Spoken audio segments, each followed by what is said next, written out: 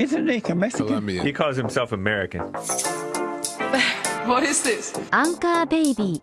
And in this corner, it's the American Anchor Baby. Daddy's home. That's an offensive term. People find that hurtful. You mean it's not politically correct? Excuse me. I'll use the word anchor baby. You know, he's an anchor baby in Canada. Tell him we still rolling with Trump, too. Anchor baby, the whole thing sounds horrific. You're just making it sound like immigrants are these horrific, greedy people. Ustedes pueden aceptar mi negocio o aceptar las consecuencias. Plata o plomo. So you would be considered white, in my opinion. You're the blackest one in this room. I think so. And what happened was his mama got pregnant on the other side of the border. And then a few hours before, just before it was time for him to pop out, she jumped across the border and let him fall on American soil. So he became the anchor baby. They don't call him the anchor baby for nothing. Amazing. We like this anchor baby, right?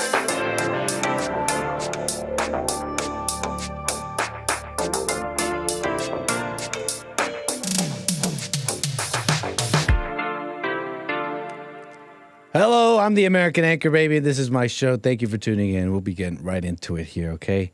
I got a nice show ahead, I think. A little bit different, I think. I want to start it off a little different and make a sort of foundational point here as to why I'm here and how I got here. So I do appreciate you tuning in, though. I see y'all rolling in already with the super chats. Lord Bibby already coming in strong. Says Coca-Cola and brownie time. Brownie time. Fudge brownies. Thank you, Lord Bibby. Appreciate you kicking off the super chats. And might as well tell you, you can super chat on YouTube. You can super chat on buymeacoffee.com/anchor, baby. Rumble rants are open as well. I do appreciate Lord Bibby 42 for kicking it off. But let me get into the show here. Maybe give you a reason to maybe donate. But you don't always have to support in that way. You can like, follow, subscribe, chat away, leave a comment if you don't like it. Maybe leave a comment even if you do like it. It'll definitely help. American Anchor Baby on this fine Wednesday. I do believe. I do declare. It's a fine Wednesday. Fine Wednesday. And I kind of wanted to do things a little different. Make a point here, a sort of foundational point here, kind of lay out kind of why I'm here, a cornerstone of my life and development. Shall we call it that? Whatever.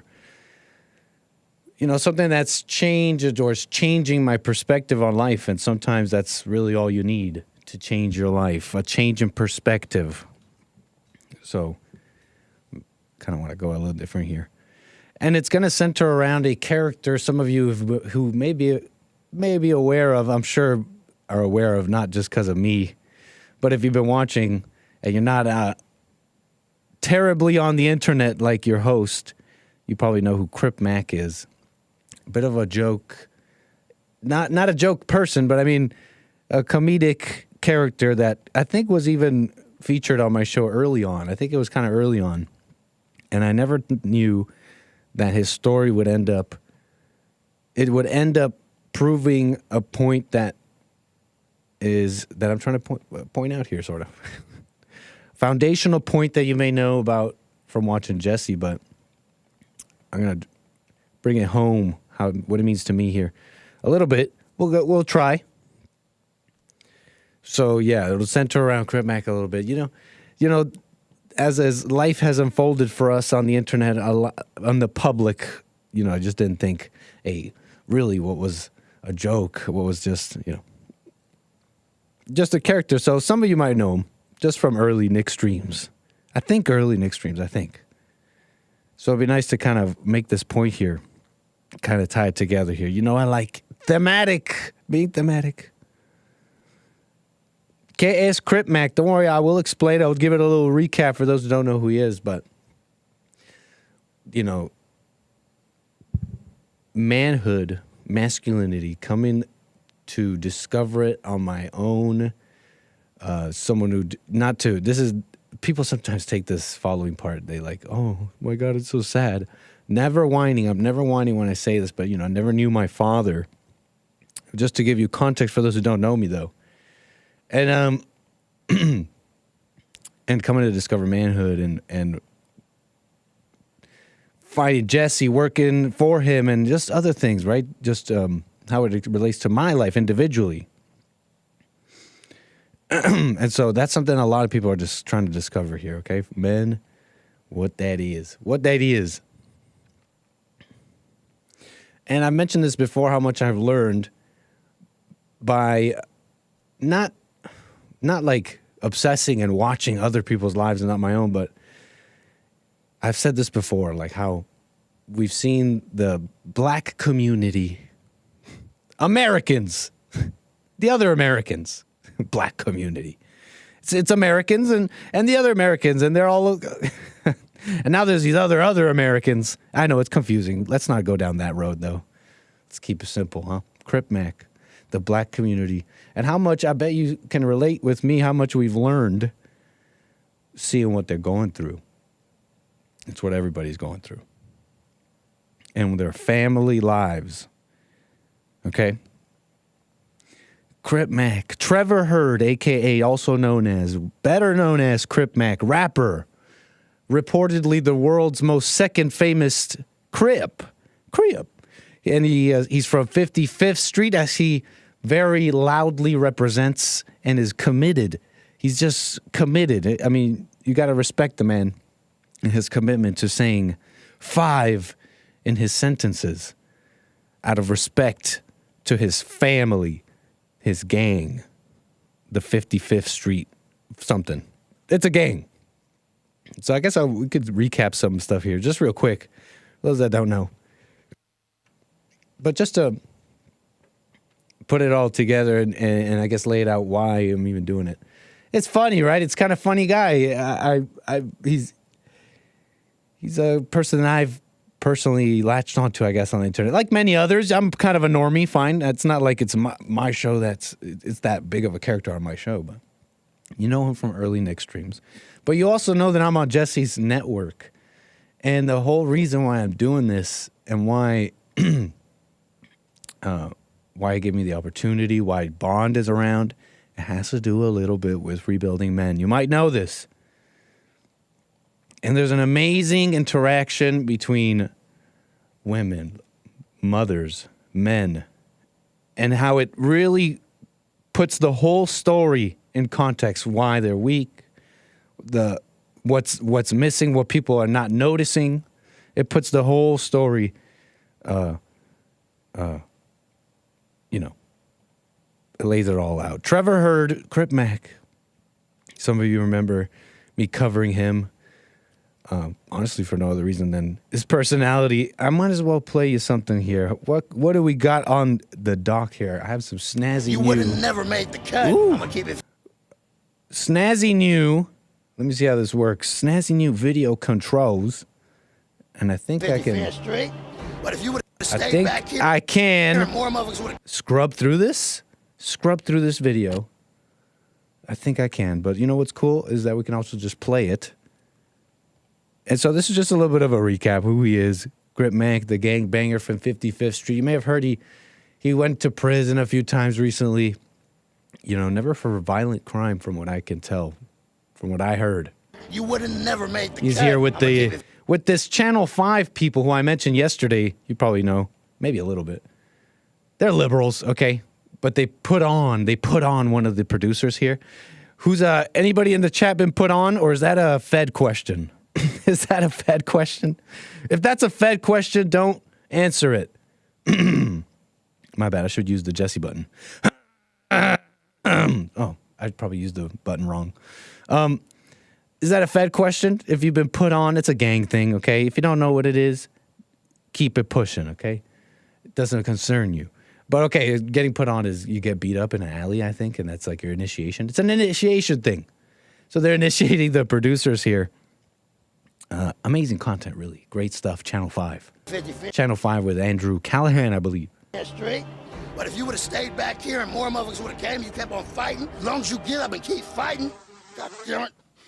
On hood, everything would have seemed all right, Kay. You would have eventually got put on. So this is the man himself. You know who I'm talking about. Would you like some pizza? God said you need pizza.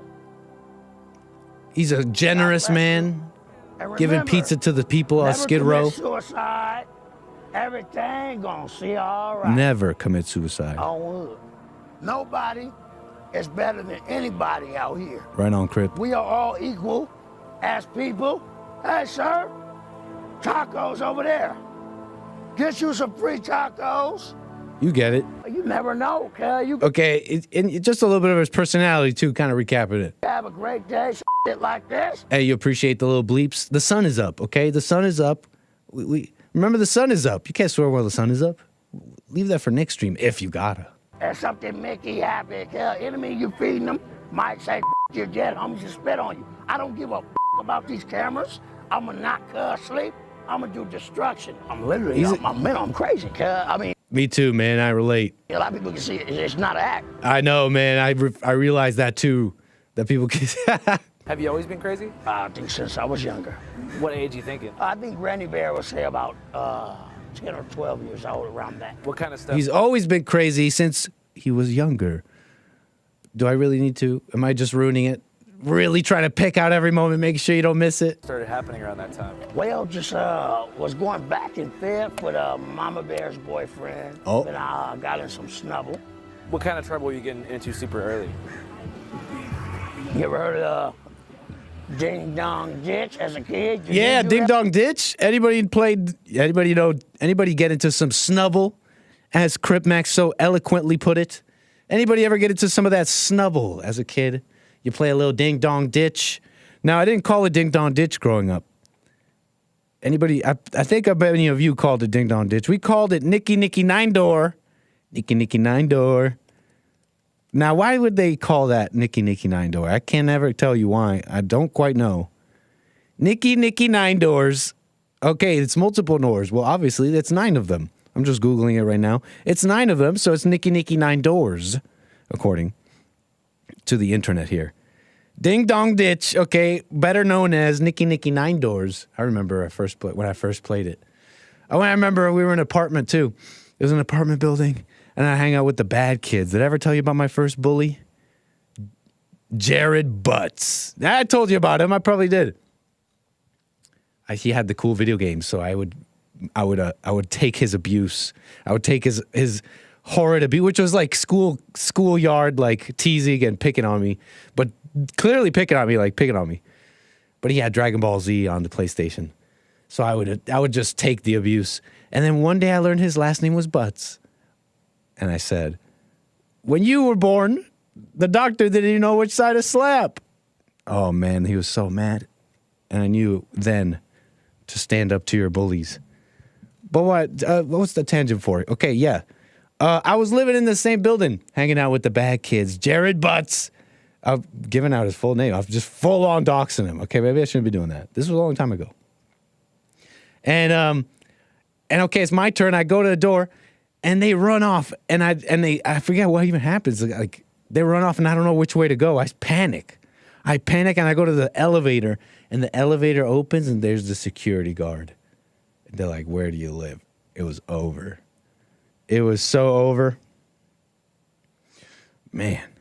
Sorry, I'm traumatized. Let's move on. We don't need to do all that. Nicky Nicky Nine Doors, Crip Mac. Gotten into snubble as a kid when his grandma bear, how he says, granny bear. No, he said his mama bear. See, we got a little taste of who Crip Mac is in this first video that we presented so long ago. His mama bear with the boyfriends and going back and forth. And we got a little thing there. You heard. Anything left here? Never commit suicide. Well, you got to have that. Everything gonna see all right. I'm going to give you 55th Street. Right on. Crip Mac keeping it 55th Street as he does. And so you got a little recap there. And might as well just move on here. You also I've presented you some of this stuff too, right? Like this next part where we get a little bit more of an understanding of his home life, of a mama bear, grandmama bear, mama bear. You gotta love mama bear. You gotta love mama bear, right? Let me see what chat's saying. Am I missing anything? I mean, there's always such interesting chats. Save them for me. Nick probably just froze. Am I frozen? No, I'm not frozen. I'm good.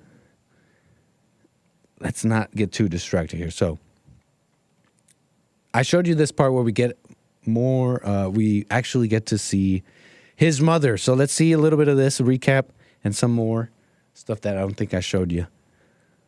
Crip Mac and his life. How did he come to be?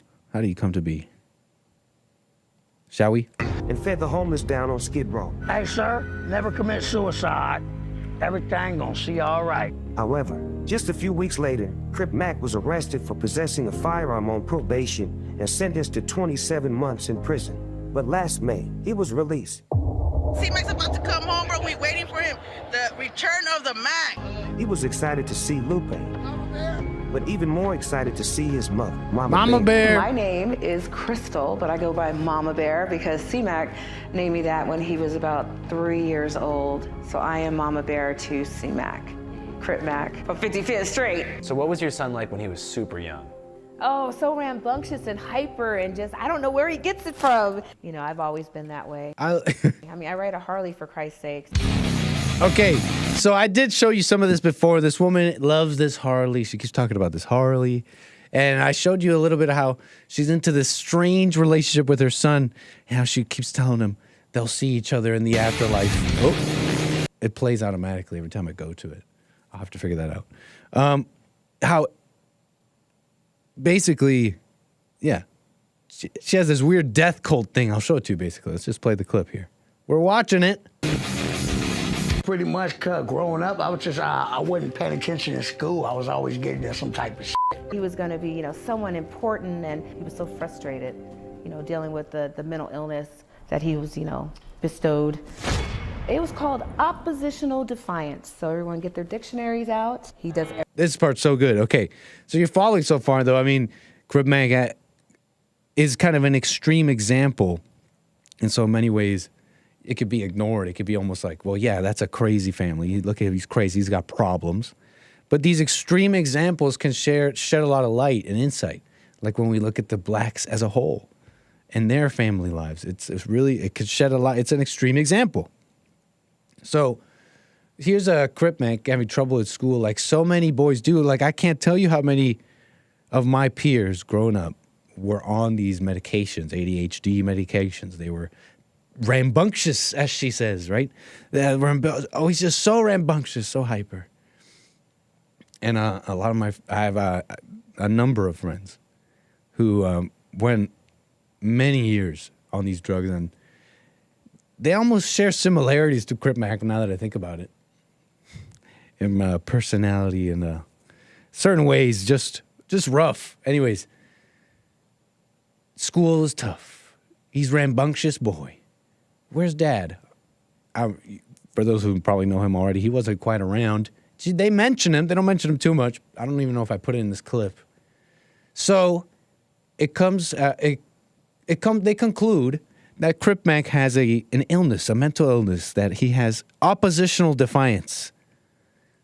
And Crip Mac's silly story starts taking some form here, and then ends up being perfect.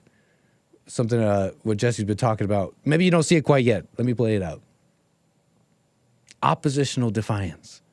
She says that's what they diagnosed him with. Get your dictionaries out because you got to learn what oppositional defiance is. It's what Crip Mac has. Everything the opposite of what he's told to do. Go to the right, Trevor, he'll go to the left. Teachers were calling and saying that he was doing just the opposite of what they were asking. And the schools was just like, well, he's not learning anything. Eventually, you know, it's just like a big booty sit you f***ing on. She gets tired of you. Eventually, you're not doing what she tells you. I think that's pretty bad, even with the bleeps. She's gonna put you out. They couldn't handle him. And he was put on so many medications to help him focus, but he would always go to that place. And they gave Mama Bear an option. Either, gonna send him to like juvenile hall facility, or we send him to boot camp. Send me and put me in boot camp some years. He had to be taken out of regular school in order to function properly. And so you figured that sending him to military school would be the best decision. Yeah. Yeah, she says as she closes her eyes emotionally, as probably with the same emotion she felt when she had to send him back then, with the exact same pain in her voice and eyes the exact same pain, in fact, that she felt when she had to send him. I mean, I know I'm speaking glibly about these people's lives, but when you kind of see what's going on, it's not as flowery and pretty as it's put here. And there's multiple levels to this. It's not just this ill-equipped mother who would rather just put him in an institution in boot camp or something, because that's true, right? The part that people don't want to mention. It's too mean to say about the mothers, that they would rather, it's just too hard, right, to raise your son, raise your own child. So you've elected otherwise. That being said, there is a desperation there. There is a desperation because there is, well, Crip Mac's an extreme example, but this same desperation is in so many mothers that I can think of just personally. Anecdotally, mothers have this desperation. And it comes up at certain times when they're babies, when they're young. And this desperation speaks to a deeper thing here, a deeper spirit here that is causing a lot of issues. Okay, so we'll get into that, but let's watch more of this. To drive her home, what else did I want to say about this? Okay, let's just watch. Yeah, I did. It was just too difficult for me. I don't want to say that I gave up, but I'm like, God, help me, because I was really scared that I was losing him. I felt powerless. I felt hopeless. I felt like I was failing this child because I was raising him by myself. What's your relationship like with your biological father? Kel left when I was 2. Well, he left when Trevor was 2 years old. And inadvertently, he told me that his brother said that if he stayed with Trevor and myself, that he would be poor. And he wanted to be a cop and provide for a family. And his confidence just went down. He listened to his brother and he walked away. Okay, we're going to do a little assumptions here, which you should never do. But, you know, she's all like, I don't know, he about where his dad is, about where Crip Mac's dad is. Well, he inadvertently, I just ended up hearing some crazy story that, in fact, explains the reason why he even left. And it's the craziest thing. I just inadvertently heard it. I mean, usually single mothers, when they're kind of saying that, it's, I don't know, I wouldn't just take it at face value. Like that.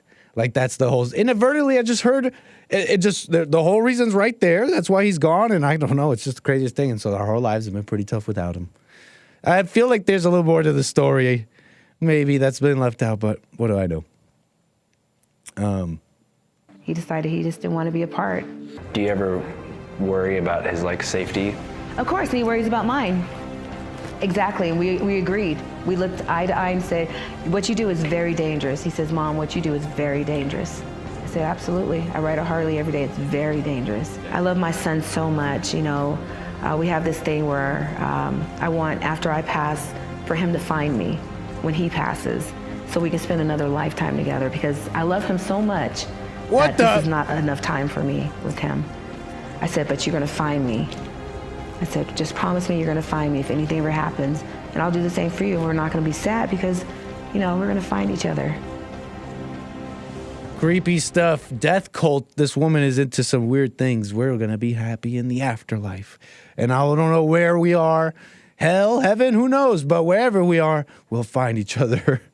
And I'll ride my Harley into damnation, and you will, I don't know, keep being Crip Mac. But we'll see. It's just weird. It's just a weird way of talking. I don't know if that's normal. It doesn't seem normal to me. And I see your calls coming in, 888-775-3773. I will get to you. I want to play you one last clip here, and we'll drive this home, end it, bow tie it, and slap it away, and do super chats and all that and move on. But check it out. So you following. I kind of presented this before. So you heard the Harley story. You heard the whole death cult theory here. And some of you are even saying this woman destroyed Crip Mac. Well, guess what? We're about to hear from Granny Bear, the matriarch. Let's see if we can have an even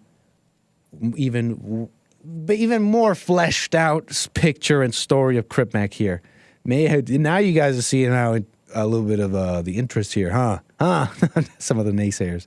I'm just messing around. Let's watch a little bit here, see what we could get out of this one. My name is Andrea Freyson, 𝒏𝒊𝒄𝒌𝒔𝒕𝒓𝒆𝒂𝒎. Trevor's grandmother. Well, I miss Mom, Mama Bear. Granny Bear and Mama Bear. Love y'all 5 ever. And how are you guys doing? Smoke alarm chirp. I'm sorry, I just had to point it out. I just got out of the hospital. For a few days I was there. The stress related with all this going on. But I'm just so maybe sick. they got her there. How are you feeling? Hurt, but I get on my Harley and I just filter thoughts. This woman with the Harley, again with the Harley. This woman's like, but I just go on my Harley, you know? And I know what I do is dangerous, but I'll just be on my Harley. And, you know, I'll just be in the Harley in the afterlife. Again with the Harley, the satanic Harley business. If you don't know, they're reacting to the news that Crip Mac has been arrested yet again, in fact. Crip Mac returns to prison. I mean, they're about to tell you, I think I might have ruined it. But let's watch. Just think about the last time I spent with him and what we talked about. We talked about if anything were to happen to myself or to him, again, that we would find each other in the next life, if it's possible. And he was just talking about the future and about the baby that's on the way. It has a baby. Wait, did she say that stupid thing again? I was distracted by chat. Well, with my snazzy new scrubbing abilities. Rewind. Rewind it, wind it. And about the baby. We're going to do that more.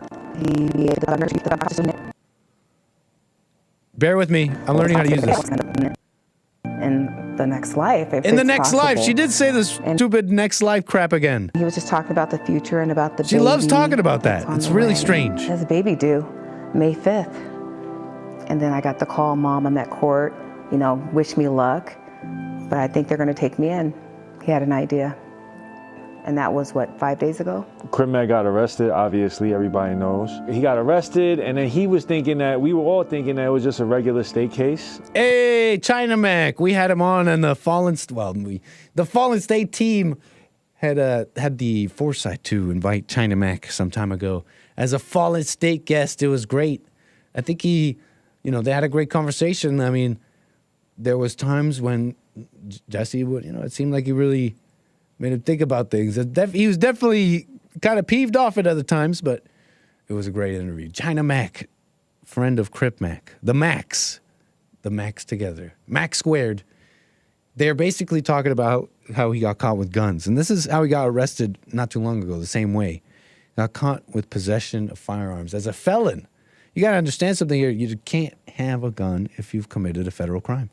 And that has changed over time in an interesting way. Where certain state crimes are just now sometimes prosecuted by the feds for various reasons. Okay, look, but you get a felony case, you can't own guns. And I've heard the debate on this. And this is just something I've heard, but it makes sense to me. And I think that's just what makes sense to me. Like, if the mentality and philosophy is, okay, well, you commit a crime and the punishment is you don't get to have a firearm or whatever. Or more commonly, you go to jail. And then you finish it and you get reintroduced into society. You did the time for the crime. It stands to reason that even a felon whose gun rights were taken away should have some pathway to regain those said rights, right? It seems to me like if we're going to have that kind of mentality of what prison is and the philosophy here. That being said here, Crip Mac, that's why he got arrested again. He had a ghost gun. I'll let them explain it here. Because he doesn't have any acts of violence. He hasn't used any guns on anybody. He's never used that. And right now, the feds picked up the case because they're making him out to be like a career criminal. You know how much time they're offering? If they try to make him a career criminal, it's 15 minimum.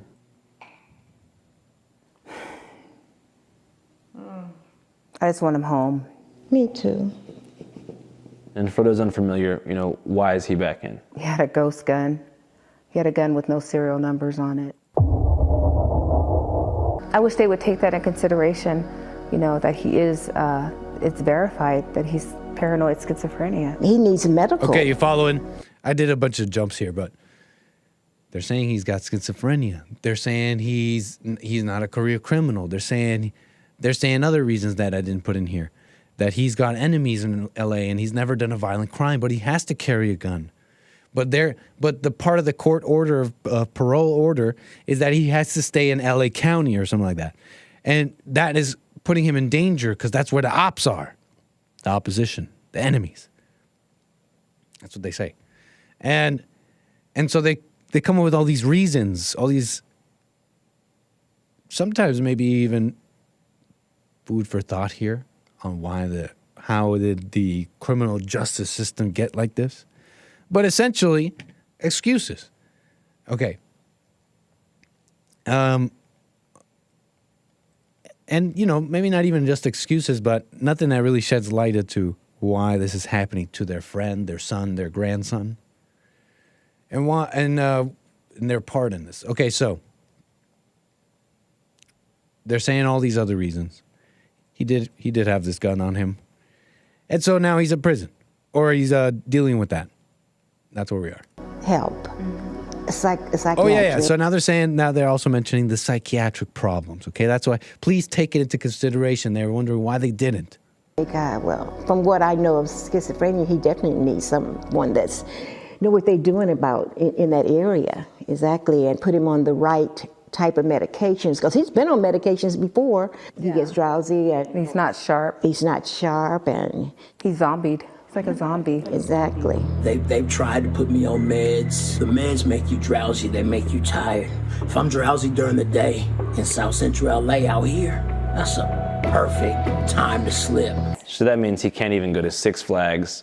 No. He can't even go down to Orange County. No, he really isn't supposed to go anywhere. He can't leave LA County. Just so like any other reason. LA County, right? And all your enemies is in LA County. I tried to get him to New York. I actually asked the probation officer if he could go to New York. It would be much better for him. Now, Crip Mac's turf, which is the centerpiece of his identity and the only place in the city where he can find community and safety, is immediately bordered by 78 rival street gangs, including his mortal enemies, the Brims and the Hoovers, that are between 4 to 5 blocks away from where his house was. Gang politics aside, this is very sad because all of these rival gangs are actually part of the same community, and mostly all descend from the same lineage of Southern blacks who fled the post-Confederate South during the Jim Crow era.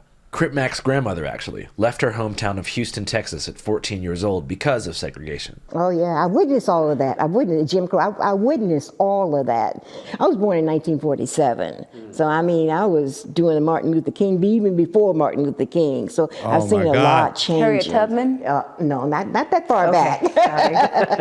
I'm from the time where, you know, we sit in the back. We're supposed to sit in the back seat of the bus, you know. And the bus driver say, "Okay, you gals, y'all know y'all belong back in the back." And we were 10 and 11 years old. Wow, you remember actual discrimination on the bus? Oh, you kidding? Now, yes, it happened to me. It happened to me. Are you kidding me? Oh, my goodness, yes. Look at her eyes. She's got Lori Lightfoot eyes. She's got Lori Lightfoot eyes. She's kind of got Crip Mac eyes. Maybe it's that craziness.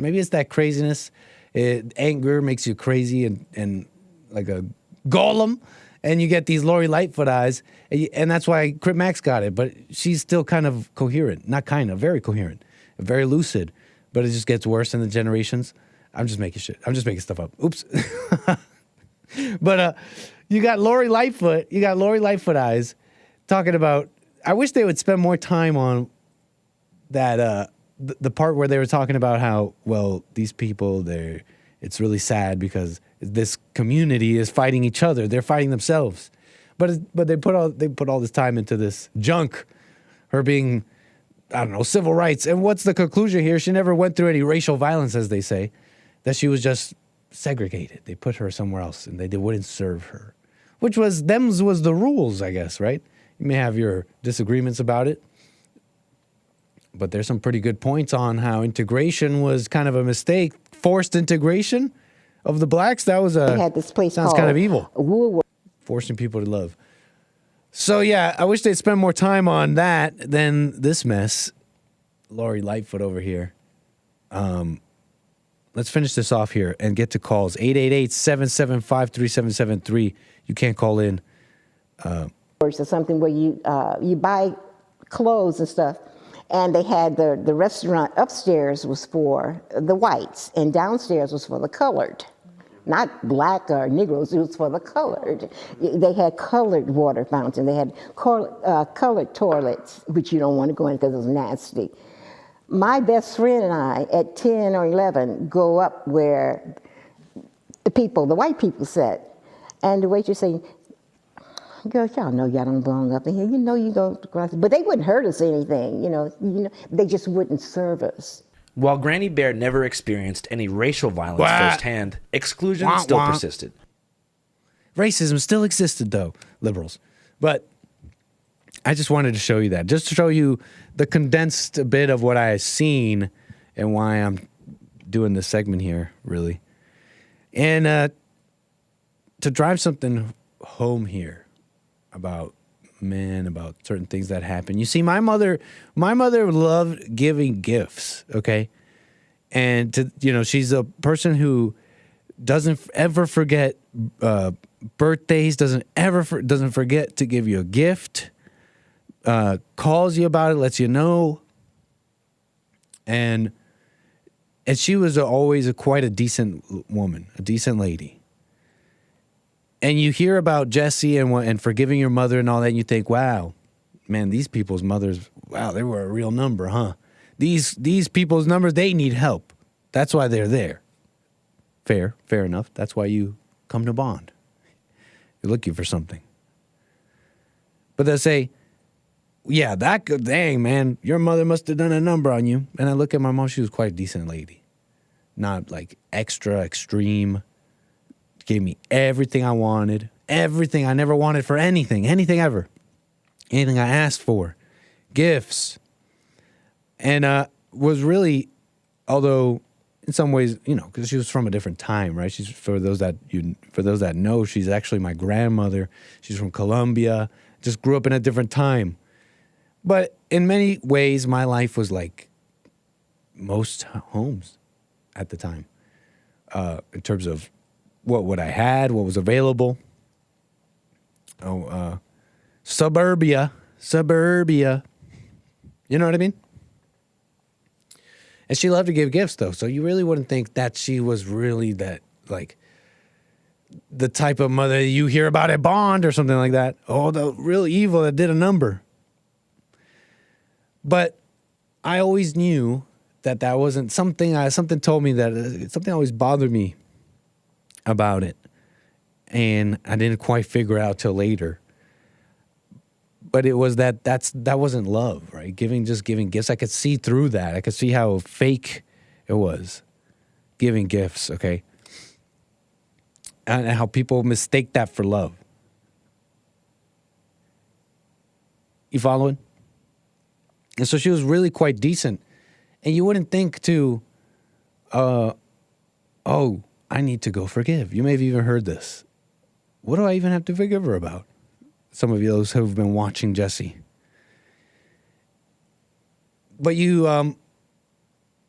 but even with that situation, seeing what many black families are going through when they call into the show, and what I've kind of shown you here, allowed me to see how the very same thing happened in my home growing up to me.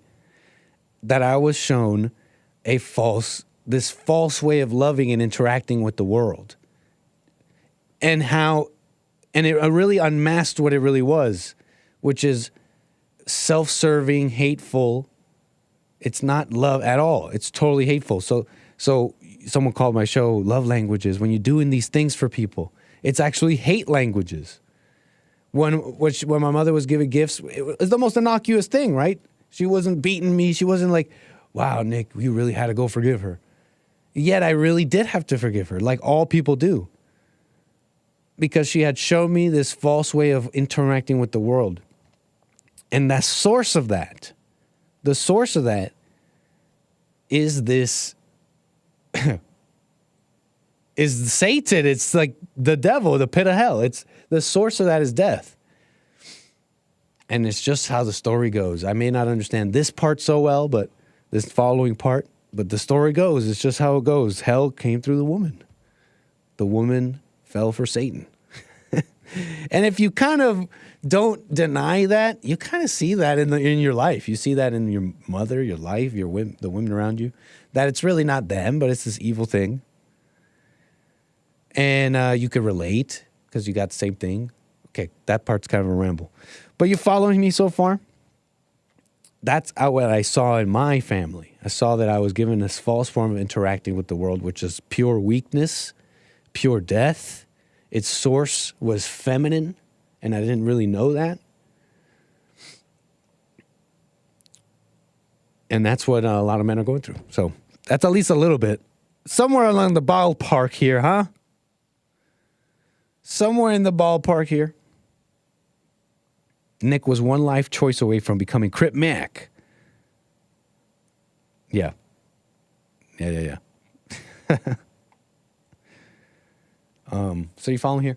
The source is is feminine.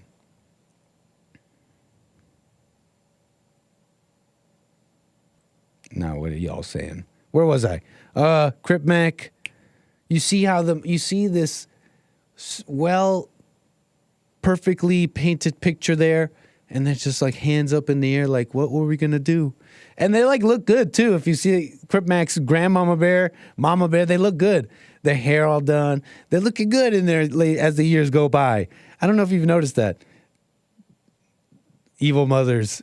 These mothers, it's kind of something Joel was saying on his show. The ladies got the money. They're doing well. Yeah. These evils, I almost want to say these women, these witches are benefiting from some sucking the life out of everyone around them.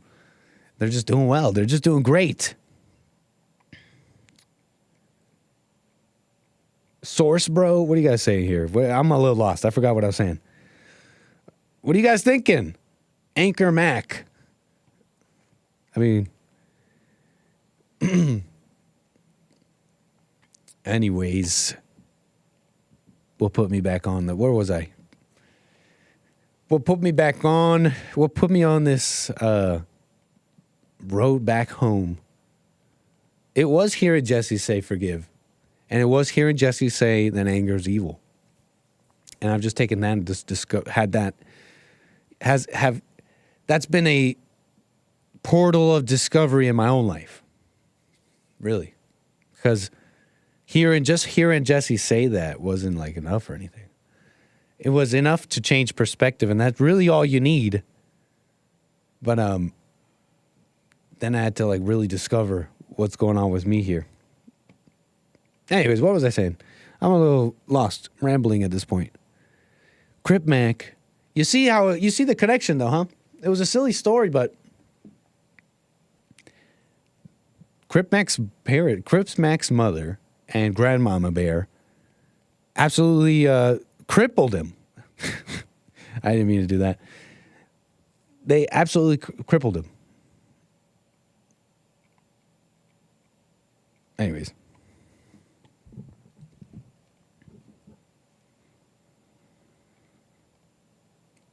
What are y'all saying here? Let me see what y'all saying.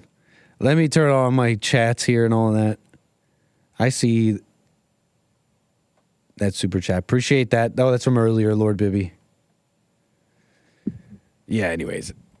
No ish, Sherlock, says Doom Jesus. What else do I got here? Let's just move on.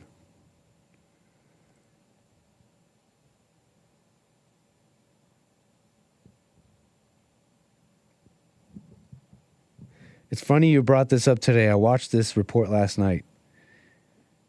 Everyone around him making excuses for him and enabling him. Yeah, I noticed that. And it's not like their responsibility anymore, but we're trying to get the full story here. How did this happen? How did this happen to him? And how is this happening to so many today in America? Now we're all victims. Thanks a lot. It says Doom Jesus. Doom Jesus, always yelling. The only one allowed to yell in the chat.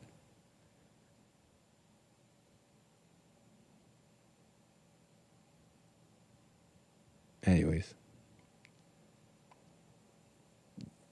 Anybody see that, though? Don't you agree? Those women destroyed him. Those women destroyed him.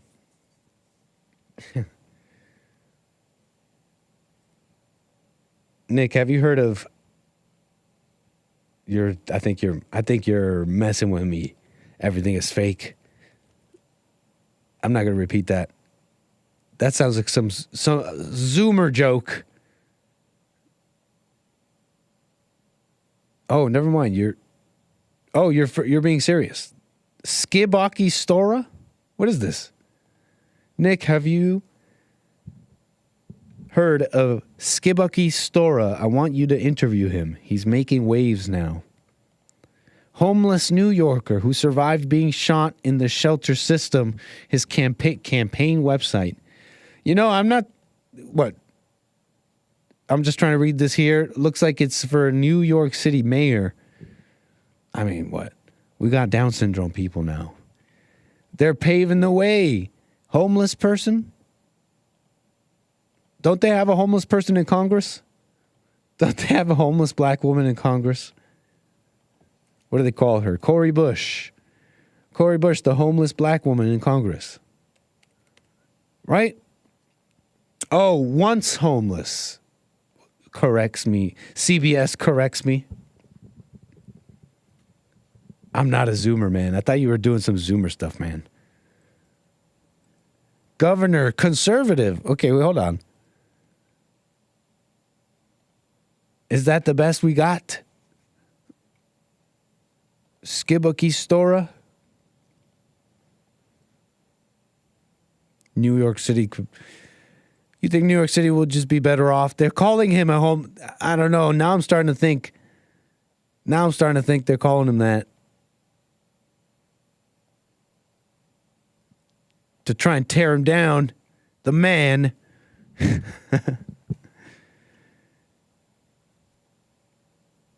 I should be researching this live on air.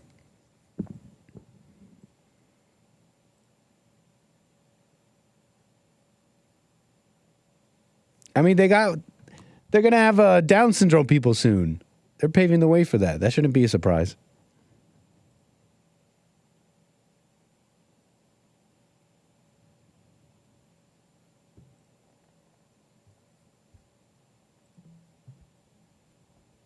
Low IQ. Low IQ is your answer, Nugget Man?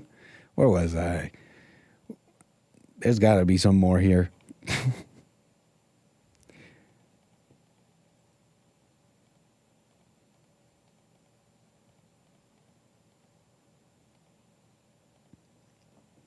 What a mess. 888-775-3773. Yeah, once homeless. Cori Bush ousts. You know her. Yeah, we already have homeless people in Congress. Is she a representative? Cori Bush.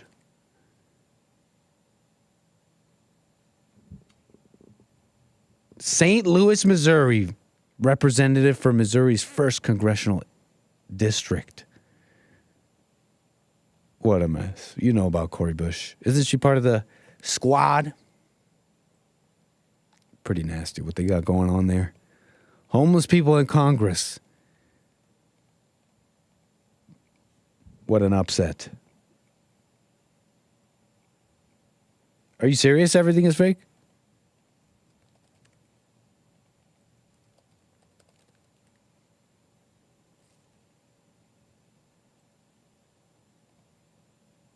These seem like old videos. You'll have to send me that. Send me something like that about that. Everything is fake. If you got anything like that, just send that to me. radio@JesseLeePeterson.com. Thanks, DJ 2020. Appreciate the support over there on rumble.com/American Anchor Baby. Nick, do you believe one can make his own firearm? What do you mean? What's the legality on that? Are you allowed to do that? Is that legal? Ghost guns, shouldn't that be protected under the Second Amendment? What would that be? Like a 3D printed firearm? As far as I'm concerned, you should be totally allowed, no? What's the big idea? They are the size of a Lego, come in colors of the rainbow, and in seconds can turn America's most popular handgun from firing like this. Whoa! ATF, don't get mad at me. I'm showing you CNN, okay? Don't get mad at me, ATF. I'm not giving anybody ideas. No. It's called a switch. Whoa. This is the gun range of the Bureau of Alcohol, Tobacco, Firearms, and Explosives, where an undercover agent shows how a tiny device called an auto sear can turn almost any gun into a machine gun. Holy moly. This is Houston, where a team of police officers tried to serve a warrant, body cameras on. Is he on inside? Can you step out, Houston, please? Is he on inside? 30 years experience conducting 2,500 previous major offender arrests.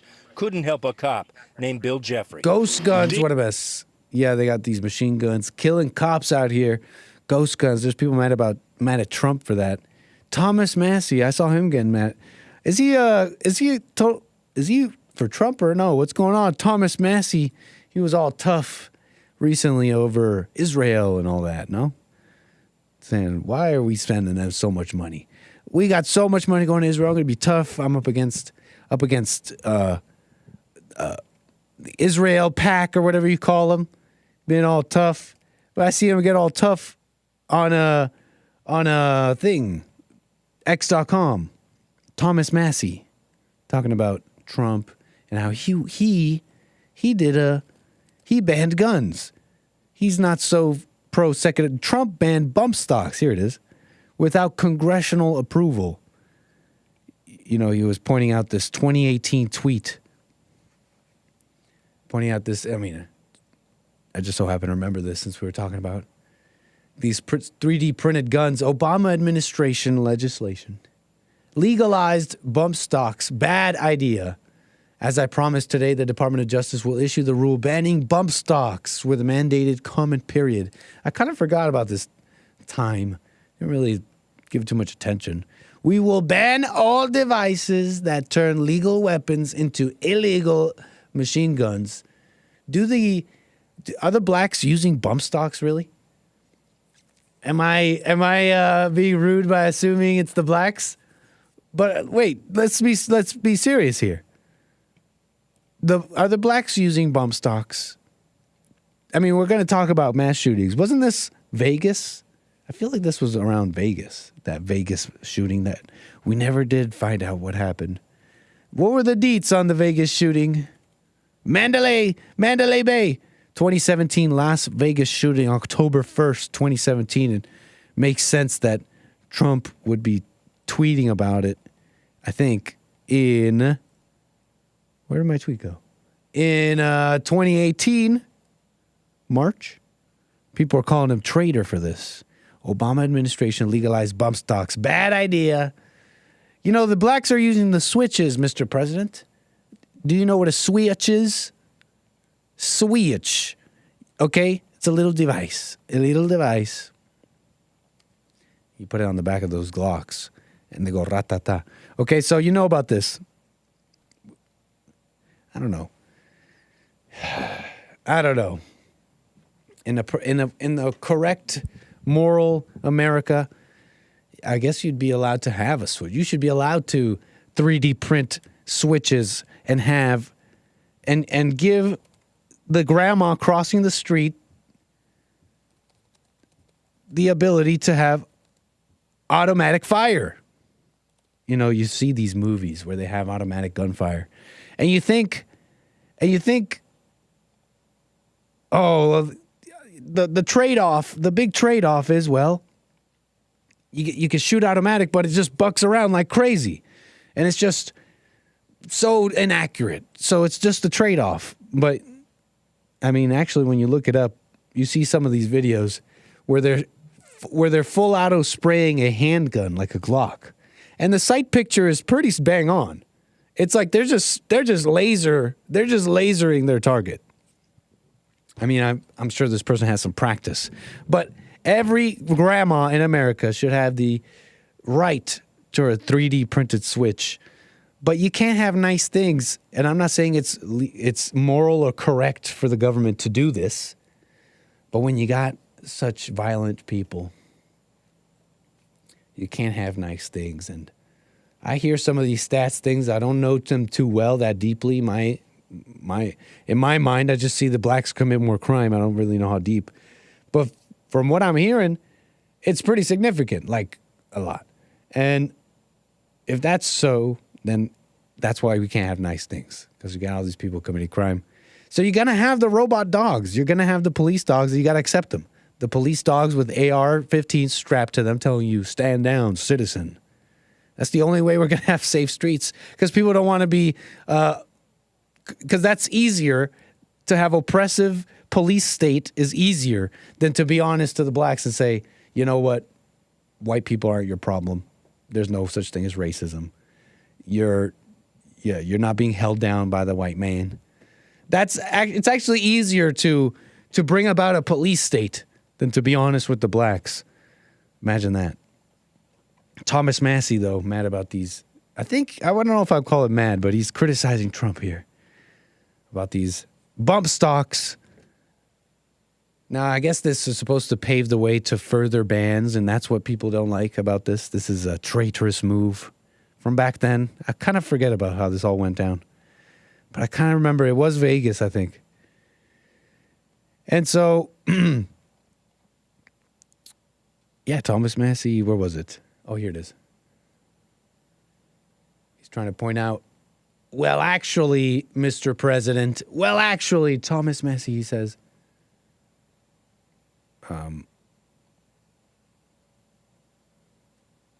where did it go?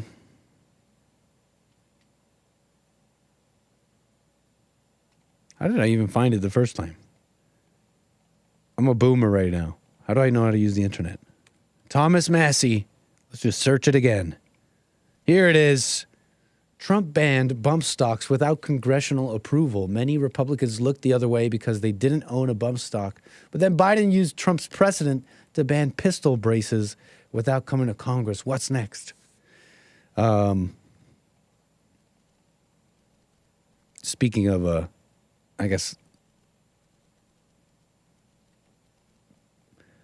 what was the point here? Yeah, him trying to be all tough here. Kind of missing the point, the spirit of things.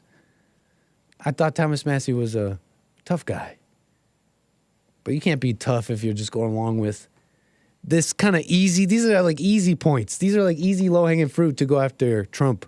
Be like, oh, but what about the bump stocks? You really think he's the anti-Second Amendment guy? Huh, guy? You really think that?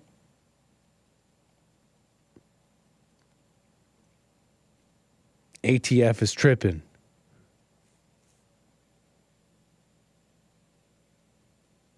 Nick, you sound like you were whining. Gifts were forced on you? Could you have made the choice to not accept the gifts? Well, of course. What do you mean, Valerie Smith? Gifts were forced on you? That wasn't really the point. Do you think gifts are love? Valerie Smith? It's a nice name I haven't seen in the chat. Do you think gift giving is love?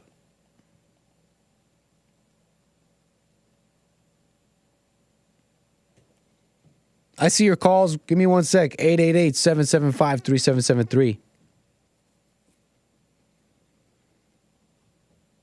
Thomas Massey has a switch. This is why people don't F with him. Nice. Yeah. What do you mean, Valerie Smith?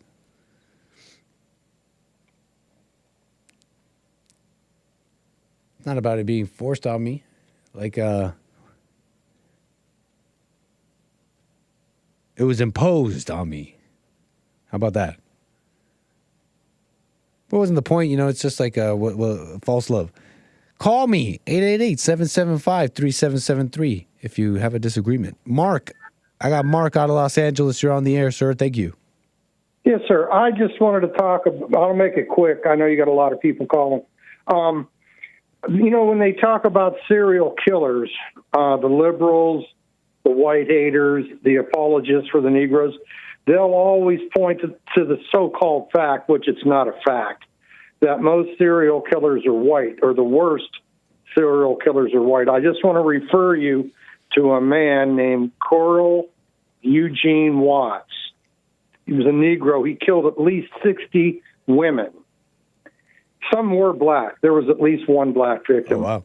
And he was finally brought to justice in a Michigan court. After he was convicted of murder in Texas, they released him because he was in there for like 20 years, 25 years, and he was on good behavior, even though he was a sadistic murderer.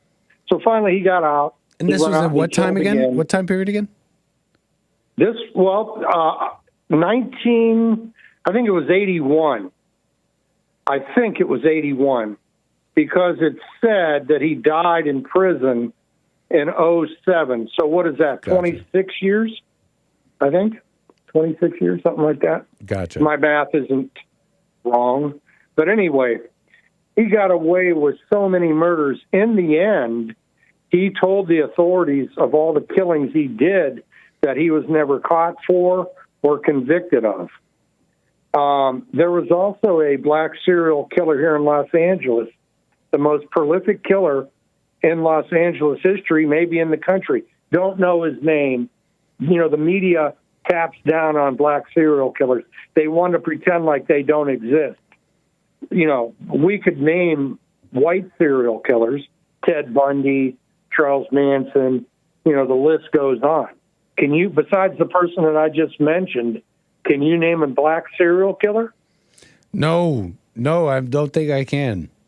No, most people couldn't because they exist and they do a lot more killing than the white serial killers. They're all evil, and I think they should all be put to death. But you mean there all is a the serial racial angle to killers? this. Pardon me? You mean all the serial killers? Yeah, they're all evil, the serial killers. But they just did a profile on TV on this guy. Watts is his name. And I don't know the years of his evil because I didn't catch the beginning. I do know that he did some killings in the Houston area in the early 80s.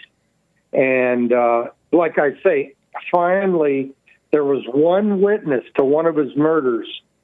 And the guy called the police, and the police said, well, he's already been captured in Texas, so we're not going to bother with it. He's going to get 60 years, and he'll probably die in jail. So anyway, while he was in jail, another murder case came up, and he had to go back to court, and the same witness from the murder in Michigan saw him a second time. And he called the Michigan state attorney, and they filed a case against this monster. Watts was his last name. And they gave him they gave him life in prison, and he died there. But he killed 60 people, and nobody even knows his name, except probably the family members of the victim. But this is how biased and downright evil our media is. I don't know if they do it out of fear of the blacks coming to the newspaper place and burning them down, or if they're just guilt-ridden with hate for their own race.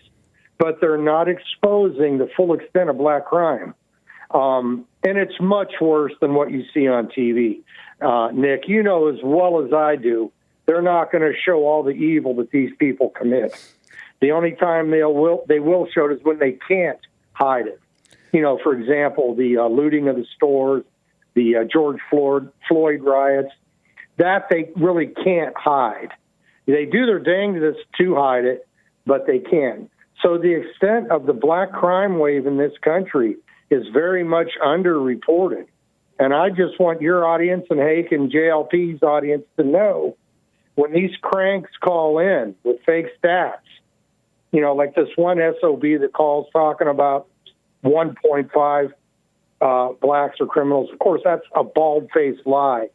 But we need some real numbers to show America who are committing the most violent crimes. And the FBI can't be trusted on that. They used to be able to be trusted. There was a time when the FBI wasn't a bad group. It was never 100%. They've always been political, and they've mostly been on the left. But there have been times when they've done their jobs. I'm talking about the Joe McCarthy era where they were going after communists.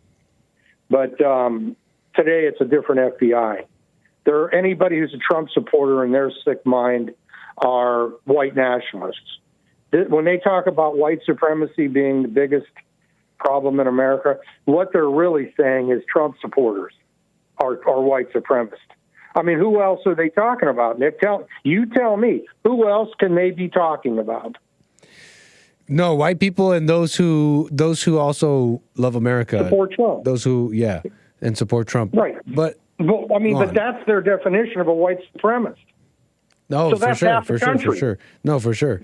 For sure. They'll call it MAGA extremists, but they're really talking about pretty much, anyone who's not is a liberal. white supremacist. Anybody who doesn't kowtow to their evil and play along with their lies, they're going to target you. And I'm talking about the FBI, the once proud FBI.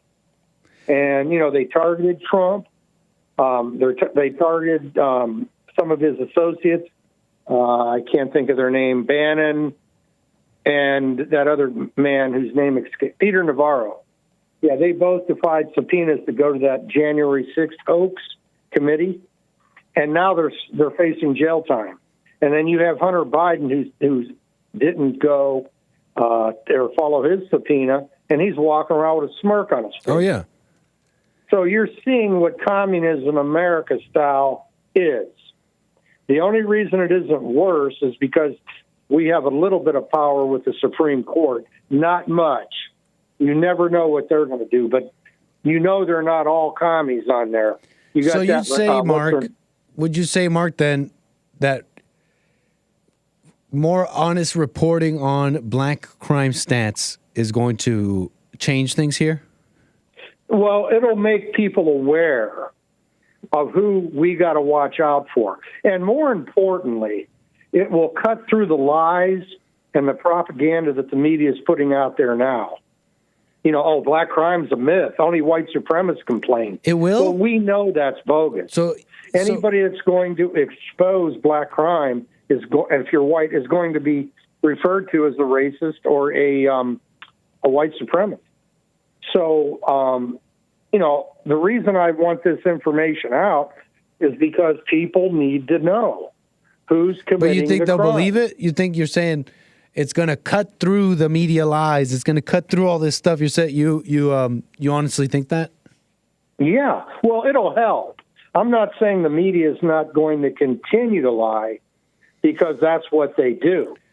But because a lot of this info is kind of out there. People have been trying to kind of put it out there. Well, and I'm not criticizing you. You're a good man, but you yourself couldn't name a black serial killer. No, you're true. So, you're right about that. You're on the conservative side like me, and I really couldn't have either if I hadn't seen this report just now. There have been others, but because the media they fade away after they go to jail or die, the public never knows the damage they did or who they did it to. There was another guy. His name was Cooper. I don't know his first name, black guy. He was down in Orange County in 82, and he killed a whole family of white. And it made big news at the time. I don't even think you were born yet, probably. But I remember that story quite well.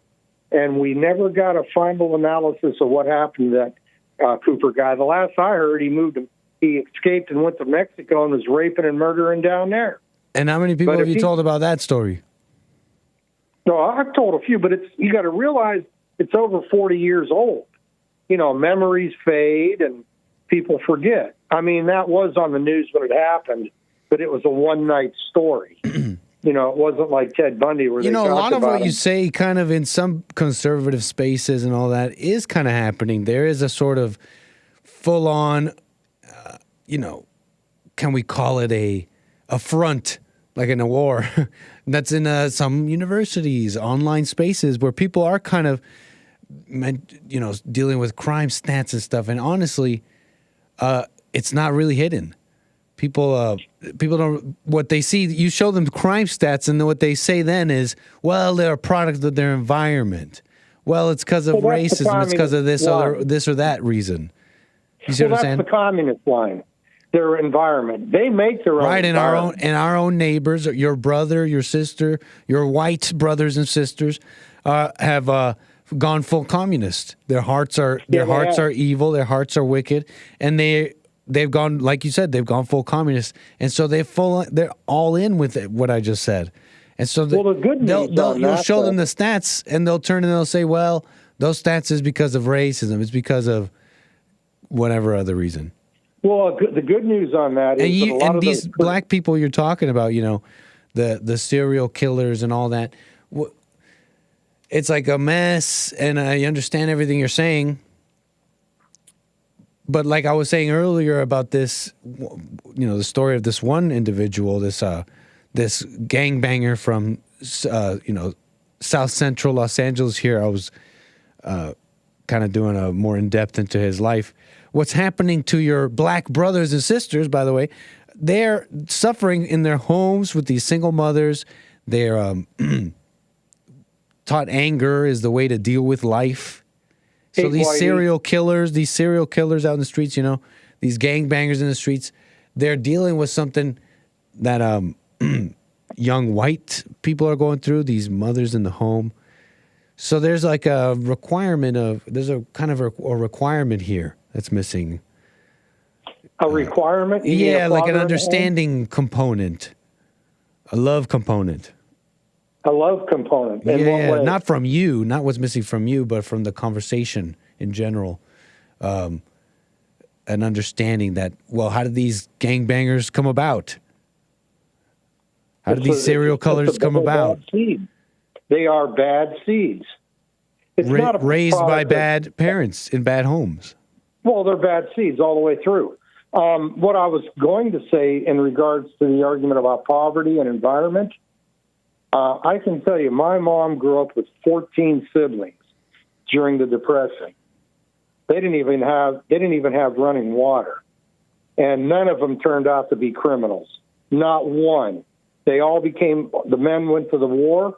The women all got married and had children. No drug addicts, no crime. So you can't blame poverty for these people's behavior.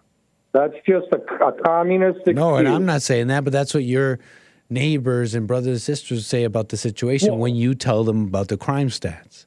Well, I know, but you see the good news there? Many of those liberal types are becoming victims of black crime. And to me, that's a good thing because they let their guard down. They want to pretend like, oh, I can't be racist.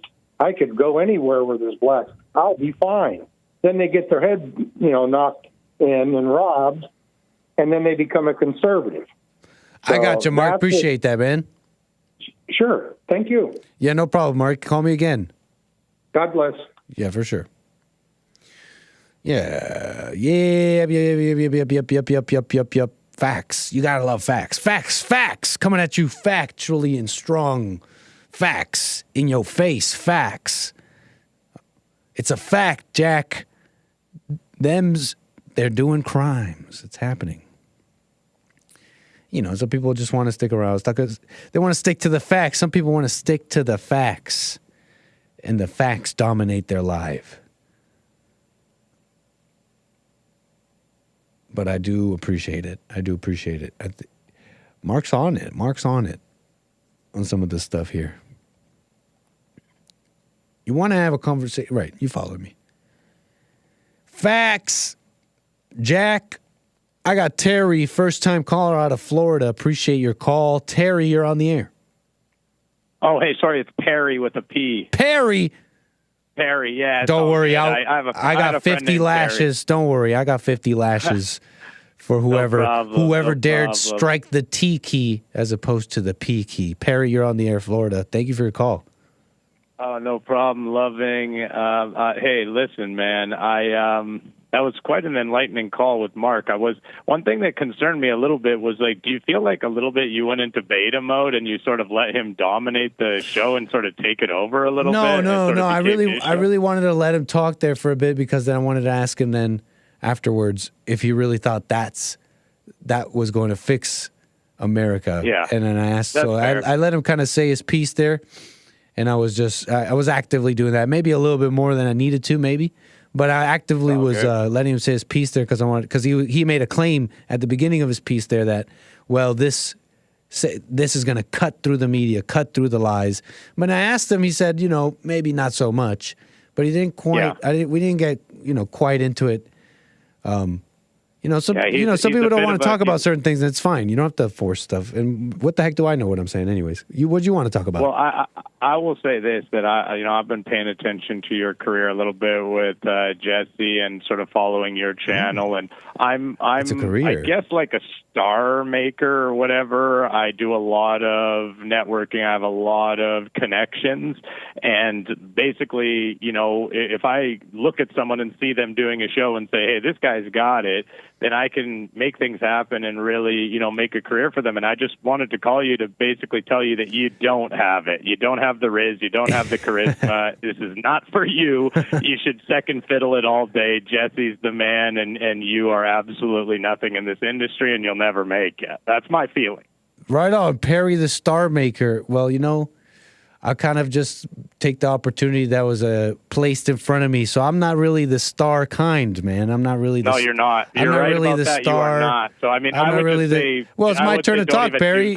I thought we were having a conversation. Don't even do the channel anymore. I thought we were having a conversation. Embarrassing. No, it's fine. Not, because you're... No, man, I'm just saying, find something else to do. Find something else to do. This isn't your thing. You don't want to have a conversation? Well, do you like Jesse? I want to have a conversation with Jesse, yes, because he's you a like real Jesse? broadcaster. Oh, so why'd you call me? He's a real broadcaster. So then why'd you call me? I wanted to tell you that you don't have it, brother. Do I get to respond to you? Or is it just filibuster? Blah, blah, blah. All right, then I get to respond on the air when I disconnect you here. I'm not really the star kind. I'm not really the star made. I'm not really the star kind of person, star made person. I'm like the 1 foot in front of the other type person because I've never really had anything other than that. I've never really had you know what I'm saying here, folks? Like, I've never really had anything other than, like, for example, I've always tried to be someone else, and I'm sure you guys know. I'm sure you guys watch the show. You guys know I'm probably the most copycat of the copycat on the network or whatever, in some ways. But I've always tried to be someone else, but I can only just be, I can only like vomit my own personality flaws or whatever I am. You know what I mean? And just be that. So I'm just going to be that. I've always been that person. Just 1 foot in front of the other type person. I'm not really that star type of person, my friend. Some JLP fan. It's one thing to criticize. If you really are a fan of Bon and Jesse, you would just call and be like, hey, well, let's yuck it up about your flaws. But that was nasty, man. That was just nasty. Come on, that's not love. No, just mess around. No. There's no problem, yes, Gunner. We're just kind of riffing, having fun. I'm trying to waste some showtime here, and our friend, I forget his name now. Our friend there was helping me out. Just kind of burn some of this time. Sometimes you got other things to do, and I don't have an actual show for y'all. I don't always do it. No, don't. If you guys are gonna call in and be like, "No, Nick, everything's okay," then I'm really in a bad position. Then I really have a problem. If you guys are gonna call in and be like, "No, Nick, man, that last guy was such a douche."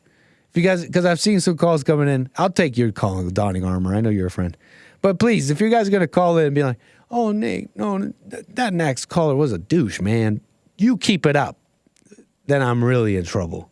It's like when I started off with Jesse, and I remember I was getting calls from women. When I was just the call screener on the Jesse Lee Peterson show, and I would get calls from women and be like, "No, Nick, I don't have a question or comment. Just wanted to say you're doing a super job." I'm like, dang, I really need help. I really did come to the right place. I need to do some growing. Nick, keep it up, Nick. You're doing a super job. I do appreciate it. We got Donning Armor on the air. How you doing, sir? I need a friend, man. I need a friend. You need some. Let me provide a salve for your wounds. I need a friend, man. Yeah, your feels are really hurt right now, aren't they? Don't commit suicide. I thought that was interesting. It was an interesting call. No, I didn't. The spice was a kapow. I didn't expect it. Hey, I really didn't. Sincerely, it was a 1-2 I didn't expect, sincerely. But hey, we're rocking and rolling. It's all good. Hey, you get back up off that canvas. You know what I'm saying? You keep trucking.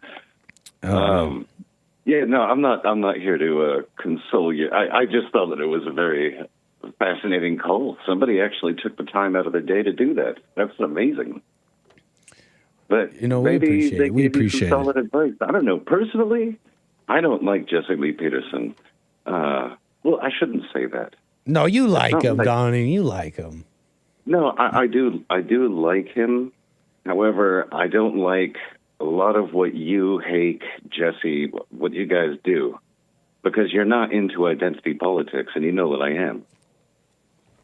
So when it comes to that, like this know right, do right nonsense, and like ignore the differences between the races, that's what upsets me about you guys. But I do generally, overall, appreciate what you guys do. And I side with your, I guess, alignment in politics, kind of. Not, you guys just don't take that final step, and I don't know why you don't. You don't take the final step and just say, you know what? Yes, identity politics is real. It's important, and it means something. But we'll be on the same side in the Civil War or race war or whatever you want to call it. Maybe I shouldn't be saying that. That was a joke. And what is the final step? Can you describe this final step a little bit more? Acknowledging the fact that race matters. And what would, and I'm really not trying to be ignorant or facetious here, sincerely, if we could, I guess, describe briefly, what would that entail? Say it again, what's the final step again we're missing? Acknowledging the fact that race matters. And what does that entail? What is the requirement for me to finally acknowledge that race matters? Well, it's hard for me to explain to somebody that's a terrible podcaster and content creator, just like one of the worst. You just don't have it. I don't know. Sorry. I mean, I look at my channel, and I'm like, where's the channel, man? He kind of has a point. Hey, we love construction criticism, or constructive construction criticism. Now I can't even speak English. We love constructive criticism. We're here to become better. You were saying, Donnie, though, what would it entail? I'll do my best to try to, enlighten you. So, okay. Identity politics, like it or not, is a thing. This notion that know right, do right, be a Christian or believe in God, or whatever the hell it is that Jessie Lee Peterson says, and vote for Donald Trump, that's not going to fix this problem. It's just not. It never has. It never will. There is no time in human history that people have just willy-nilly gotten along with one another. It's not going to happen. It never has. Every single time. Yeah, I think you're right, man. That you force people into these. I heard a term the other day. It's a super group, right? A super group is what they call it, which means people from all over the place, but give them this super group identity where, for instance, it doesn't matter if you come from Somalia or if you come from Afghanistan or you come from Philippines, wherever. We can all be under the umbrella of America. Yay, the red, white, and blue. That's a bunch of nonsense. It's never worked. It's not working now. And it's just ridiculous. And Republicans do this crap. Yeah. I mean, I'm sorry, it's crap. Yeah. You're absolutely correct, man. Nonsense. It's nonsense. Go on. No, people they need a sense of identity. Without that, they will fall for anything. And that's what we're seeing in the world today, is because white people specifically have no sense. They're not allowed a sense of identity. Robbed from them. Yes? You know my nitpickings on that word identity, man. But look, you're absolutely correct on what you're saying. You really are correct. That's why Republicans are conservatives. What a mess that is. That's why we're not everything you're saying here.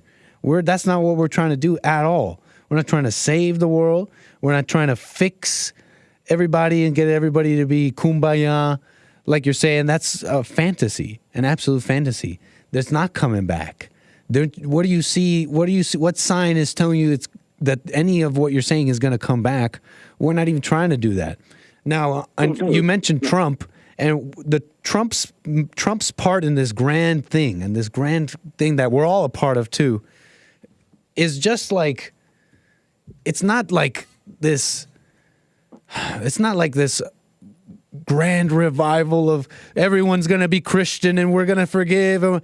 No, it's like America's not great. It's over. But we can maybe stop just doing the things that's driving it into the ground. Here's one guy who's saying he's going to turn all that around, and we can see, well, maybe there's some hope for something here, to keep something going here a little bit, for the families that are here that can maybe have more. Keep it, you know what I'm saying? And the thing about what Trump, that you mentioned Trump, I got to say this, the whole movement, for those paying attention, is this kind of like last chance. There's almost like last chance to show a little love here. It's a movement of love if you really pay attention, because it's for everyone. It's not just white people, but it's showing appreciation, the real appreciation they've been deserving for the country that was created. But it's a movement like of love. Anyone who's been following the whole thing knows that it's so much more than just like politics. It's like an actual vision. It's an actual vision to restore something here. Anyways, kind of a bit rambling, but I'm just trying to tell you that we're not. I'm just trying to tell you that we're not trying to do the things you're saying, trying to save people, and at least that part you get. We're not doing that. Sure. We're just not doing that. You said recently that you compared us to these conservatives who just go around dunking on Hunter Biden, like that's really not us, man. We're thinking, the world's messed. No, but that was throughout all the jokes, sorry to keep going on and on here, but please bear with me. I'm a little long-winded sometimes. But through all this mess, throughout all the memes and trolls, throughout all the beta amazing and the trolly moments on the show, and oh my God, that amazing moment in church, and that person got mad. Throughout all of that, in the midst of all that, there's this one person who's gonna see the truth that anger is evil, that you have to forgive and return to God, that you really can be born again. The story of Jesus is real. So that, amongst all that, within all the mess and the memes and the trolls, that's really kind of what Bond is about, a little bit. So we're kind of not about what you're saying. We're not trying to make everybody Christian and all that. Okay, well, the comment that I made about Hunter Biden, I was trying to illustrate the similarities between the left and the right, how you employ the same tactics to attack the other, right? But the left and the right doesn't give a ish about white people. If I'm doing, you're saying I attack the other side the way can you describe that again? Yeah, I have to try to remember. Essentially, okay, so the way that the left will attack Donald Trump, and they'll bring something about like he didn't have black tenants inside of one of his apartment complexes or something like that, right? In the 1980s, who knows, right? Okay. That was a thing. I'm following. So then they scream that Donald Trump's a racist, right? But then the right will do the exact same thing and say Joe Biden, he's a racist because he said that he doesn't want kids living or being educated in jungle schools. You know what I mean? You guys both do the same exact thing. No way I've done that. I've never said that. There's no way I would say something so dumb like that. I would say based. I would call Biden based for not wanting his kids in these jungle schools. That's what I would say. Yeah, well, why would I ever? That's not. I would never respond to that in that way. Nick, chill, bro. My bad. You were saying what you were saying. I must have missed. You were responding to me. not saying that you said it. I'm saying I'm talking about the sides, the left and the right. They're a mess. That's why we're not with them. We don't want to bring everyone under the conservative tent, and because that's such a fantasy. These people are criminals. They're crooks. They hate white people just like the Democrats, and they want to see them all replaced. They're doing it in their own government. They want to see them all replaced with women, blacks, and are now apparently intellectually disabled. The severely intellectually disabled. Don't take this as the person targeting this at you. I'm just saying I see similarities. No, but you did say your side. You call them our side, like they're, you know what I mean? And it's kind of that would be wrong to say that Bon is. That's our side. So you guys constantly celebrate Donald Trump. I mean, you're all about that, right? Yeah. And Donald Trump is not for white people. What? Wait, what? Say that again? Flexing for Trump, by the way. But yeah, what you were saying? He's not for white people, is he? What makes you say that? What did he do for us? Tell them to stand up and be strong and love America? Thank you. That's amazing. That's love. Amazing. That's absolutely amazing. That's one of the most amazing things that's happened in America in like 50, maybe even more years. Okay, well, did you look up what he said black people built this nation? Did you look that up? He's saying they helped. He's just doing a little kissing upping. That happens, okay? Oh, we can deal with that a little bit. Okay, well, what did he do for white people at all? He told them to stand up and love America. It's time to bring it back. It's trying to make America great again. Well, I could do that right here. I don't need to be president. He's president. We voted him in. Well, guess what? You already knew that, but guess how many of your brothers and sisters were just thinking it's over? But they were like, wait a second. It's everyone's liberal. The liberal order won. The future's female. It's just how it's going to go, okay? Think about how many of your brothers and sisters were thinking like that, and then it's like, wait a second. Actually, we kind of outnumber them. We don't want all that. The liberal order has not won, and here's proof. And they woke up. They woke up in that very moment. Let me ask you a question, if I may. Okay. I constantly hear Jesse saying things like, we need more white babies, white people need to stand up, yada, yada, right? Mm-hmm. Mm-hmm. So what is it that I'm saying or doing?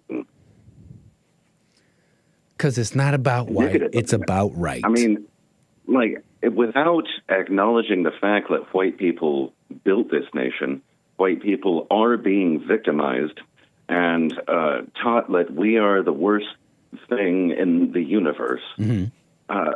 So when I come out and I say, you know what, no, I'm proud to be white.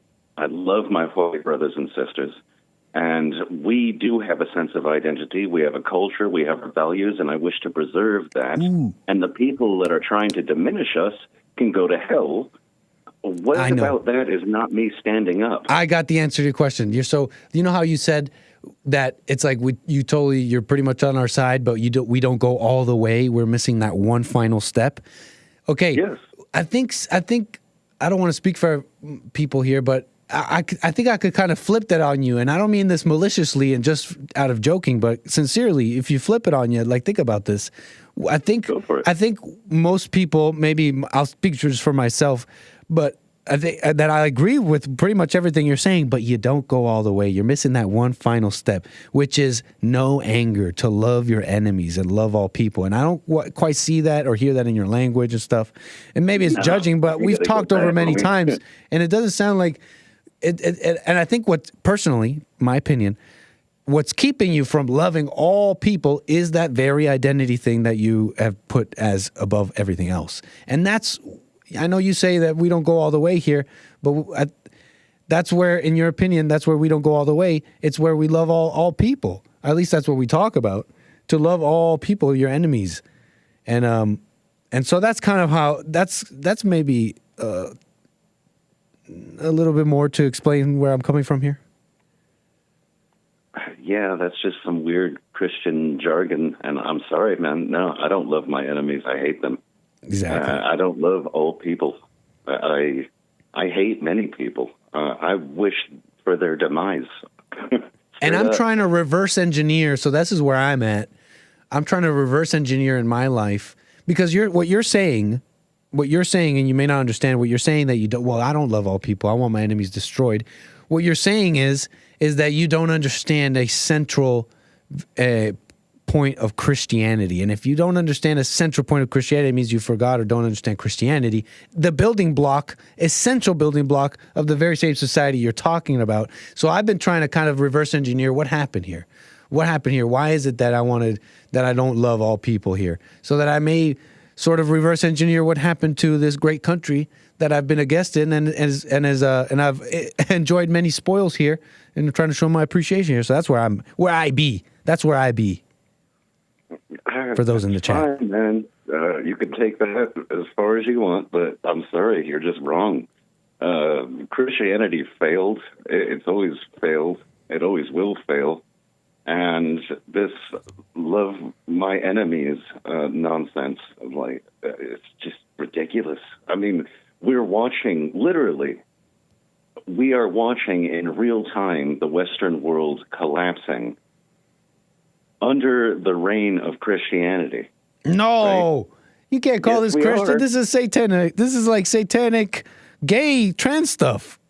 Hey, it's so clearly not Christian more than ever before. It's like, it used to be kind of like maybe hidden, but now more than ever, it's like mask off. Oh. This is not Christian. My bad. What you were saying? I talked over you. It's okay. Like, Europe was heralded as the Christendom. It was Christian through and through over a long period of time, like 1,000 years, I think 1,200 years. Eventually became the majority Christian power in the world, and you guys let everything slip through your hands, and now we're watching the decay and destruction of the Western world under the reign of Christianity. So I'm sorry if I don't have trust in that, and I never really did, because I've never really been a Christian. I actually don't have a response. Like, I just know, and I just know somewhere inside that that's just not true what you're saying, but intellectually here, I don't have an argument for you. I haven't thought about that. Well, I haven't really thought about, well, if that's true, then why have they been such bad custodians? Because it seems like the Christendom of today is, I kind of see what you're saying. I don't have a response for you. I just know that people turned away from the true Christendom, but I don't know. I haven't looked into this. Out of just an intellectual exercise for funsies, in my opinion. I don't think it's necessary. But I might have to look into this. If you don't mind, just, I don't want to plug other people, but there's a couple names that are floating around out there. I mean, you can always email me, radio@JesseLeePeterson.com. If you're unsure, if you're unsure, it's best to err on this side of emailing me. No, they're well-known figures. It would be like me naming like a. If it's like a Ben Shapiro and stuff like that, I personally don't mind that, because I mean, these are just, you just talk about, you know what I mean. But it's like you're talking about like a Tucker, right?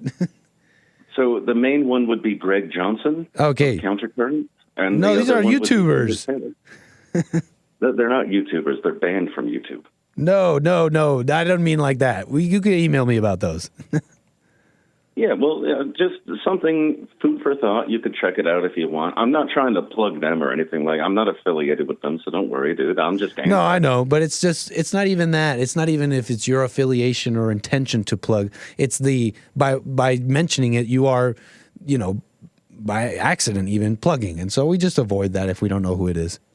Can I talk about Michael Jackson? Yeah. We always are allowed to plug Michael Jackson all day, every day. Oh, okay. So, the Greg Johnson and Jared Taylor are unpluggable. Jared Taylor, no, people know Jared Taylor. I just didn't know who Greg Johnson was. But too late now. Cat's out of the bag. But please, folks, you know the rules. One bite, everybody knows the rules. Donnie Armour, last thing you want to say here before we move the wheels? No, I think I've said everything. Yeah. We lost you, Donnie Armour. Give us a goodbye. Have a good one, everybody. Oh, we got you there. Thank you, sir. Call me again. All right, dude. Nice. We were losing him there, but we got him back. Okay. Yeah, we're just chatting. We're just yucking it up, chatting. And I think that was that. Do we need a armchair quarterback after post-call breakdown Do we need a post-call breakdown? That'd be sick. I need a sting. I need a post-call breakdown sting. Da-na-na-na. Instead of a post-call breakdown, we got Bill out of New York. First-time caller. I do appreciate your call. Bill, you're on the air. Oh, my God. Bill, New York. I forgot I even called. Hi, how are you? Oh, just fine, Bill. Appreciate that. I forgot I called in because he was rambling. My goodness. Yeah, we kind of get into it a bit sometimes. Sometimes I might let it go on. But how are you? How are you doing? What do you want to talk about? You know what? Yeah, I forgot what I even called in about. I was zoned out. The Zone Show. I'm sorry, Nick. You know what? Don't worry. You know what's good is someone actually put a note here on your call. Looks like you told the call screen or something. Something. Who should Trump have as VP? You're wondering. Oh yeah, I'm sorry. I'm getting a little older. No problem. Christ. No problem. Some people are on hold for a while. VP. Yeah, well, what do you think? Who's even in the running? Who's rumored to be VP picks? I haven't heard any solid rumors. I haven't heard anything solid. Only rumors. The rumor was Haley for a bit, and everybody was like, "No way, no." They're saying Trump should pick Ramaswamy. The rumor was Tucker actually for a bit too, huh? Tucker Carlson as VP. I honestly can't tell you who. I can't think of anyone because look, there's not a single person I can think of other than Trump that I want doing anything. And I'm not saying he's going to, I'm just being frank here. So I can't even think of anyone who Trump would pick as VP. I mean, they say historically the VP pick is supposed to, what do they call it? Boost the ticket or whatever. It's supposed to, I don't know, like let's say you got a candidate that's kind of polarizing. Well, you got the VP and he kind of, the ticket can be stronger to win a general election. I don't know. I don't know. I don't think any of that applies right now.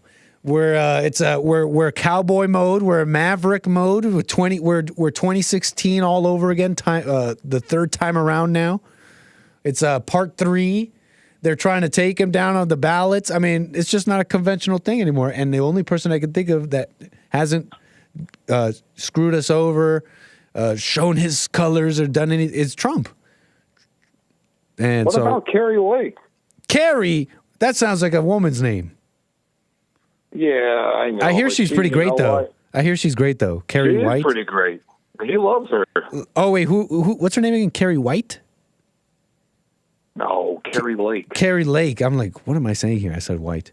I hear what I mean by great, though, is like I just hear that she's very supportive. And even when the media and the going gets a little tough, in terms of the election stuff, she's been kind of like on his side about that, even when the establishment and everybody's like, no, that's just too spicy. No, 2020 was on the up and up. Personally, I don't know where she's coming at it from. Like sometimes women get all up, like Hake says, they worry their pretty little heads and get a little too into some of the wackier aspects of politics. But hey, I hear she's very supportive. I mean, I don't know. What do you say?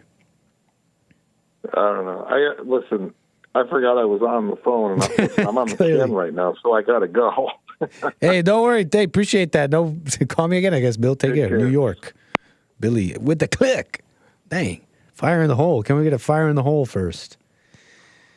Carrie. Carrie's great. She's great, right? But no, come on. We don't want... I think we can move on from some of these picks, huh? Why do we want to get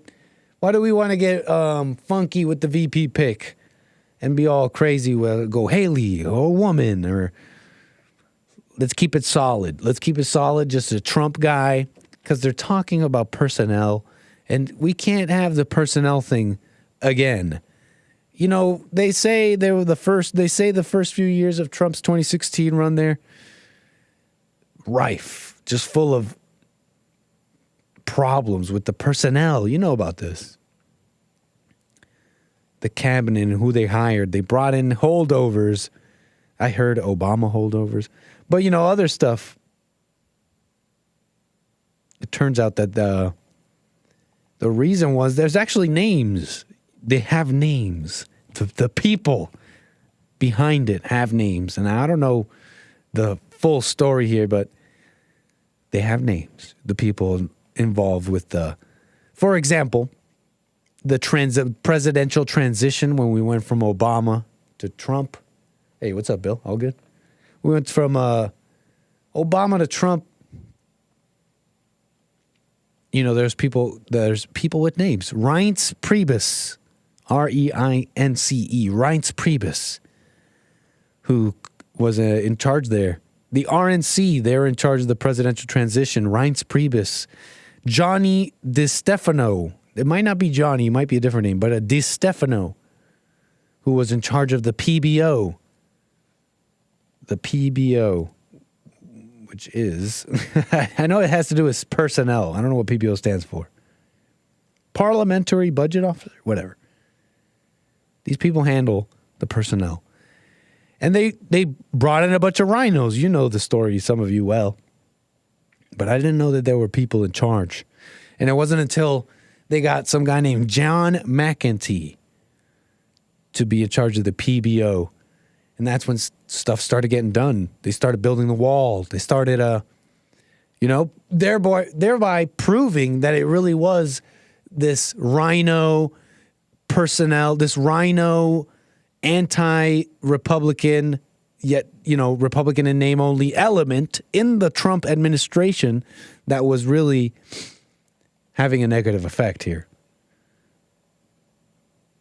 If you're not, I guess, conspiratorially minded.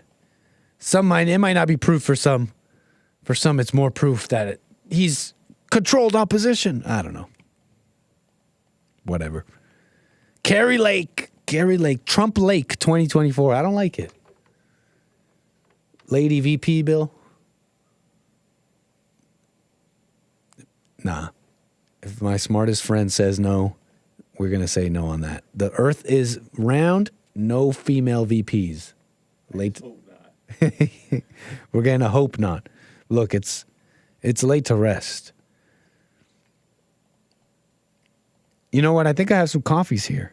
Buy me a coffee. Someone here has bought me coffees, in fact. buymeacoffee.com/anchorbaby. Carver with a coffee says, hey, Ankle Baby, I agree with your stream title. I sent you a Christmas gift, and the motivation was largely selfish because it was aimed to motivate you to start a Teespring. Shout out to Mr. Matt, who has been campaigning for this as well. Having said that, I also think this topic may be a complex 3D chess ruse designed to get you out of trouble for forgetting to give your little girlfriend a nice gift. Nice move. Look, I'm just saying, man, it's so shallow. You won't catch me doing something so shallow. No, not me. Birthday. You think I'm going to remember that? I love you. I love you. That's why I don't remember that. If I hated you, I'd remember your birthday. Nice, Carver. Thank you. You're on my side. You making just a whole lot of sense to me. Hondo with hella coffees. Hondo, thank you so much. Says, Nick, keep up the good work. Just wanted to be selfish and give you a gift. Thank you, Hondo. Appreciate that. It's not selfish if you do it without expecting something. So that's that. So as long as you don't expect anything, which is how that should be, right? Gifts, gifting, nifty gifties should be without any expectation. Which is a very convenient time to tell you the answer to that right during my super chats. Just so you know. Guess what I just remembered? Hey, super chatters, guess what I remembered, by the way. I do appreciate it. Thank you for the support. And thank you, DJ 2020. DJ 2020 responding to Dawning, I think, a little bit here.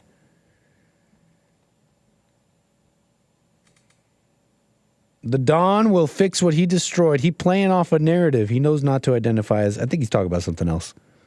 But DJ 2020, thank you. Nick, do you believe one can make his own firearm? Yes, DJ 20. It should be. You're right. Yes, a gun without registration. You should be able to 3D print any gun and just go off. And by go off, I mean defend yourself legally. And that's pretty much the show, folks. That's the super chats. That's the stories. And that's the show. Join me tomorrow for more American Anchor Baby. Thursday, we do love Thursday, Bible Thumper Thursday on the Jesse Lee Peterson Show. Don't miss it. Joel Friday on his last show of this week, of most weeks, because he's Monday through Thursday. Joel Friday, not on a Friday. But we got more Thursday Hake Report and American Anchor Baby at 12. That's pretty much it. Let me just check here. That is truly it. All right. See y'all. Take care and see y'all tomorrow. Bye.